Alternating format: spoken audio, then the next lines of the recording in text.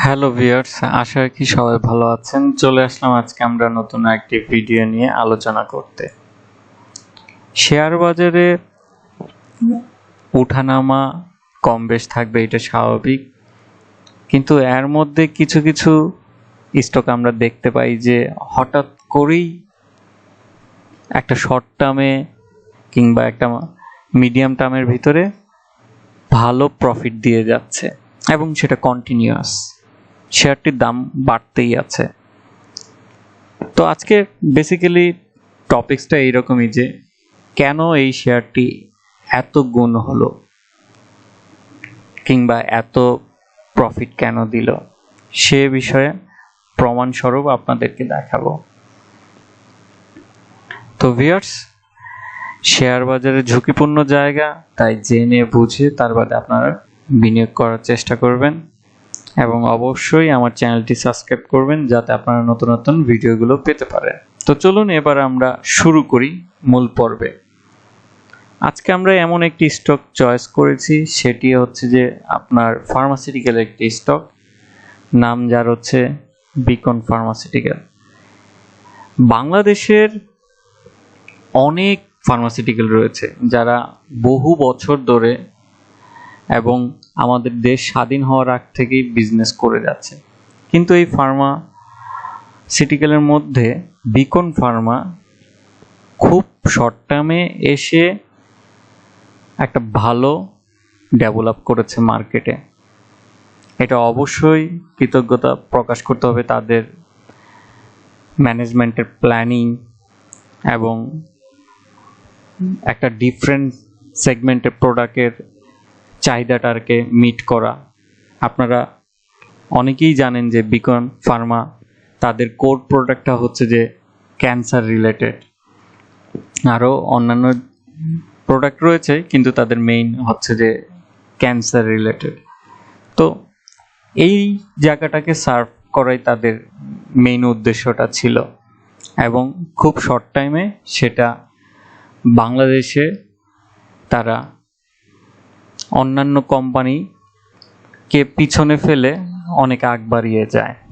এটা যদি আপনারা প্র্যাকটিক্যালি যদি খোঁজ খবর নেন, তো এই কোম্পানিটি 2010 সালে শেয়ার মার্কেটে লিস্টেড হয়।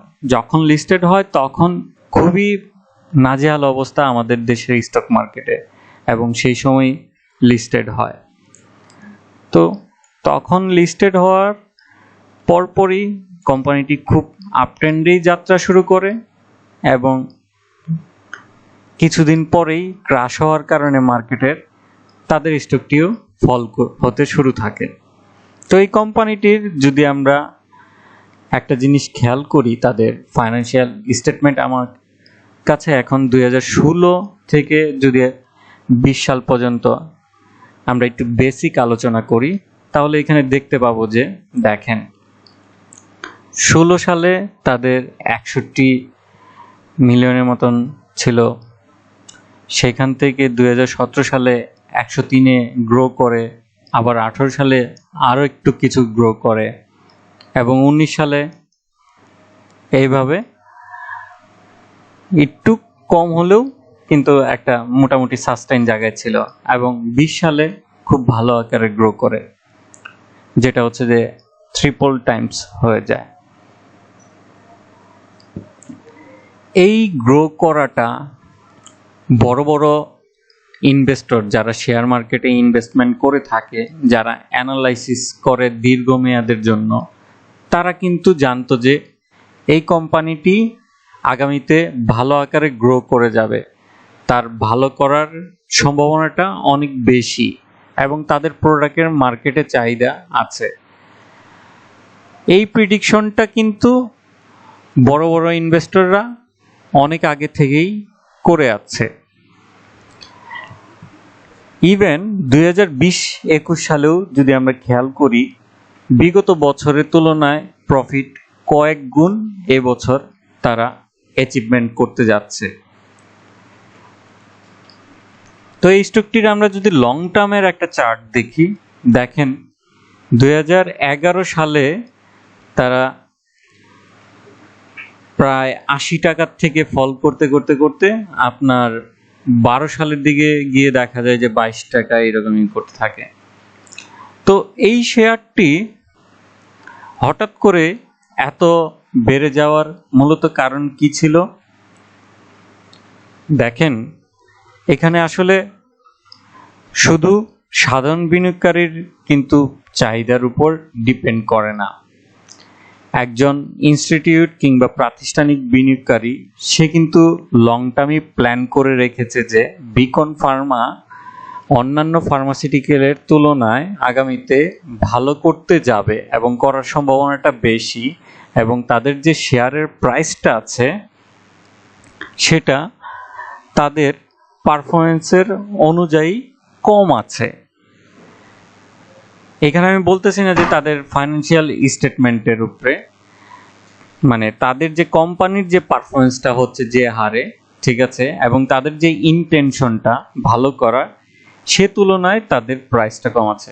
প্রফিটটা হয়তো তারা ২-৩ বছর পরে ভালো করতে যাবে কিংবা করবে, এরকম কিন্তু অনেকেই আছে। আপনারা যারা নর্মালি বেসিক্যালি বিজনেস করবেন দেখবেন যে প্রথম ২-৩ বছর আপনার প্রফিটের পরিমাণ কম হবে, কিন্তু আপনি বিজনেস ভালো করে যাচ্ছেন। কিন্তু ৩ নাম্বার ৪ নাম্বার বছরে গিয়ে দেখবেন যে আপনার এই যে পিছনে যে ১ থেকে ৩ বছর কষ্ট করেছেন সেটা ৪ অথবা ৫ নাম্বার বছরে আপনাকে অনেক গুণ রিটার্ন দিয়ে দিবে। তো বিকন ফার্মাসিউটিক্যালের ক্ষেত্রেও কিন্তু সেই ধরনের কিছুই হয়েছে, যে যারা প্রাতিষ্ঠানিক বিনিয়োগকারী তারা আগে থেকেই জানতো যে এই কোম্পানিটি ভালো উদ্দেশ্যে কাজ করে যাচ্ছে, ভবিষ্যতে ভালো করার সম্ভাবনা রয়েছে অনেক বেশি।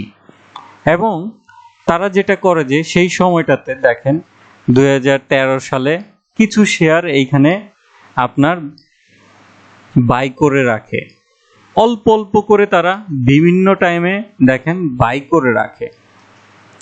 ইভেন তারা একটা লম্বা সময় ধরে দেখেন এই শেয়ারটারে কালেকশন করে যাচ্ছিল। এই বিকন ফার্মা এমন একটা প্রাইসের মধ্যে ছিল যে আমরা সাধারণ বিনিয়োগকারী কিন্তু এ বিষয়ে এতটা নজরে রাখি নাই, কারণ দেখা গিয়েছে এটা তো একখানের ভিতরেই নাড়াচাড়া হচ্ছে, খুব বেশি একটা মুভমেন্ট হচ্ছে না।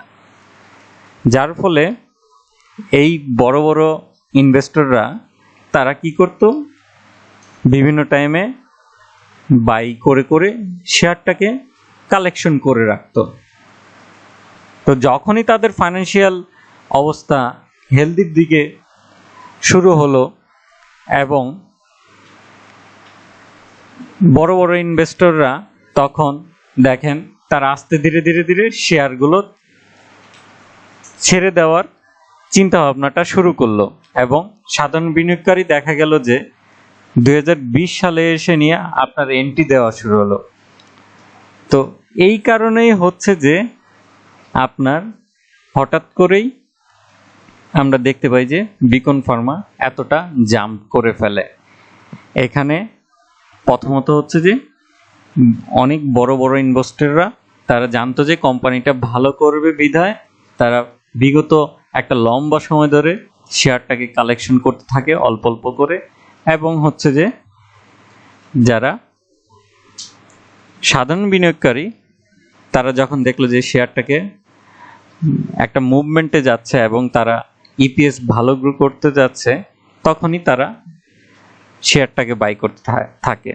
এবং এই বড় ইনভেস্টররা বিভিন্ন প্রাইসে দেখবেন যে খেয়াল করলে অল্প অল্প করে সেল দিয়ে নিয়ে আপনার আউট হচ্ছে।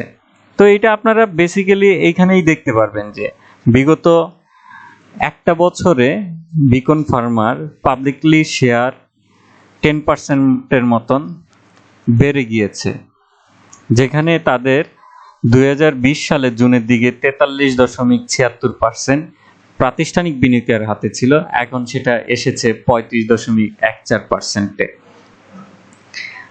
এটাই ছিল মূল উদ্দেশ্য। তো আপনাকে এইরকম করে করে বের করতে হবে যে কোন কোম্পানিটা আপনার ভবিষ্যতে অনেক ভালো করার সম্ভাবনা রয়েছে এবং তারা এই মুহূর্তে ভালো করে যাচ্ছে। হয়তো সেটা ফাইন্যান্সিয়াল এখনো আমরা ওই ধরনের চেহারা দেখতে পাচ্ছি না, কিন্তু আগামী 3-4 বছরে তারা গ্রো করবে, তাদের ম্যানেজমেন্টের ইন্টেনশন ভালো, যাতে আপনাকে ভালো একটা প্রফিট এনে দিতে পারে। তো এটাতে আপনাকে অবশ্যই নিজ তাগিদে যেখান থেকেই পারেন আপনার খোঁজ খবর রাখতে হবে, রেগুলার নিউজ পেপার পড়তে হবে, সেই কোম্পানির প্রোডাক্ট সম্বন্ধে জানতে হবে। এইভাবেই আপনাকে এই রিসোর্সগুলো নিয়ে আসতে হবে। তো এটাই ছিল মূল কারণ এই শেয়ারটির দাম বাড়ার এত। আজকে এতটুকুই, আশা রাখি আপনাদের ভালো লাগবে। অবশ্যই কমেন্টে জানাবেন যে ভিডিওটি কেমন হলো, আর শেয়ার বাজারে জেনে বুঝে তার বাদে বিনিয়োগ করবেন। ধন্যবাদ, ভালো থাকুন, সুস্থ থাকুন।